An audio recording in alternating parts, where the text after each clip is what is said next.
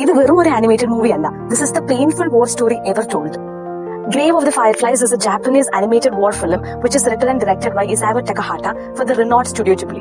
Studio Ghibliയുടെ ഇതിന് മുന്നേ ഞാനൊരു ഫേമസ് മൂവി നിങ്ങൾക്ക് റെക്കമെൻഡ് ചെയ്തിട്ടുണ്ടായിരുന്നു in my past video, that is The Red Turtle, which I will pin down this video. It speaks about the heartbreaking story of two siblings called Seita and Seitsuko. അവരുടെ family അവർക്ക് നഷ്ടപ്പെട്ടു പോവാണ് ജപ്പാനിൽ നടക്കുന്ന world war 2. So അവരുടെ ആ ഒരു survival journey, അതായത് വാറിന് ശേഷമുള്ള എല്ലാവരുടെ ഒരു ജീവിതം ഉണ്ടല്ലോ, അത് ബ്യൂട്ടിഫുള്ളി പോർട്രേ ചെയ്യുന്ന ഒരു നല്ല മൂവി.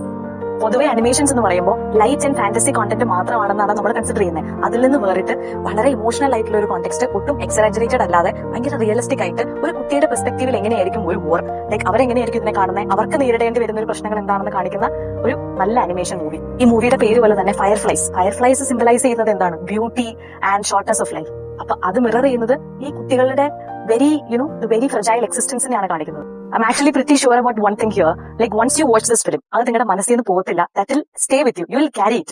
അപ്പോൾ നിങ്ങൾ എപ്പോഴെങ്കിലും ഫ്രീ ആവുമ്പോൾ please do watch this film. It's a great film.